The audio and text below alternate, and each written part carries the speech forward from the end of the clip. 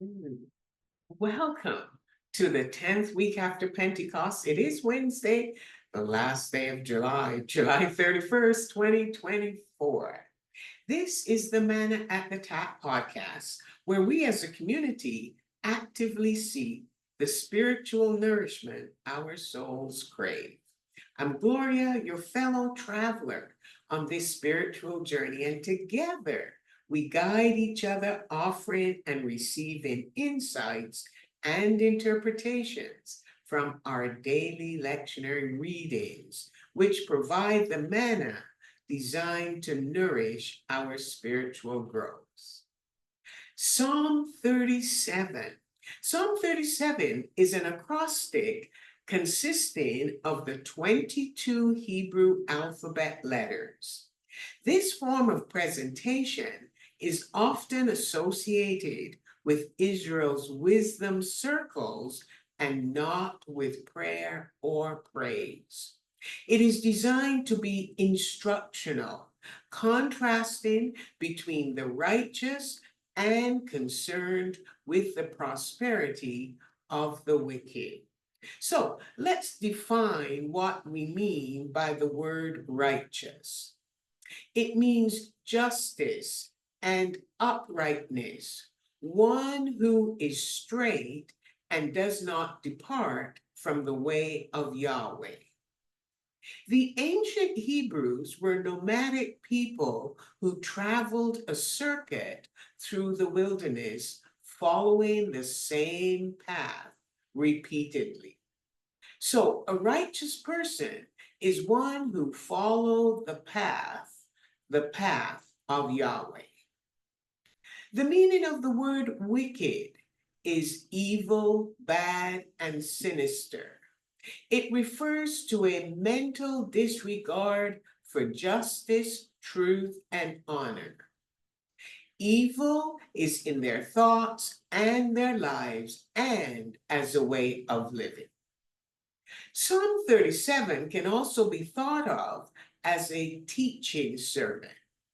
It teaches us that the wicked will meet sudden, unexpected destruction, but the righteous will reap the fruit of their good deeds.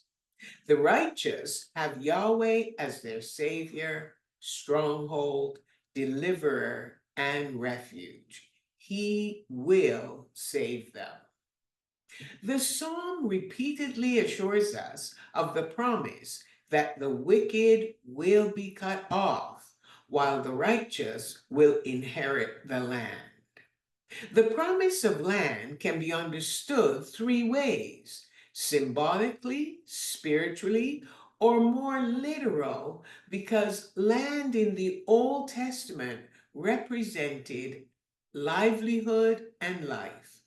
So the promise would be that the righteous will live while the wicked will perish.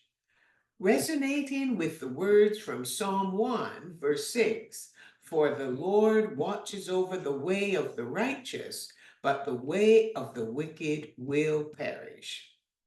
The call is to trust the Lord and do good, dwell in the land, and enjoy safe pasture. As we go to the lectionary text for today, which is verses 12 to 22, the righteous are urged not to be angry and vengeful in the earlier verses, because as the wicked gnash their teeth and plot against the righteous, Yahweh is right there, laughing at their evil, because he knows that their day of reckoning is near. Their day's end is closer than they know. The wicked are out looking for the unsuspected, who are easy prey, who have no protector, are too afflicted to defend themselves, or too upright to engage in violence. And the righteous are instructed on how to be happy with what Yahweh has provided, even if it doesn't seem much compared to others. And the righteous are called to delight yourself in Yahweh and he will give you the desires of your heart. The psalmist instructs the poor and those who are tempted to envy what the wicked have, that it is better to have what you need and be righteous than have all that the wicked possess, because the power of the wicked will be broken by Yahweh. More instruction is given in verses 18 to 20 as the outcome of the righteous is contrasted with the wicked, with specific reference to how they are provided for.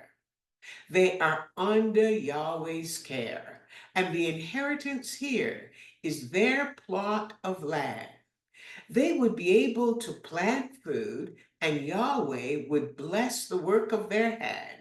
And even when there's famine, the righteous will enjoy plenty.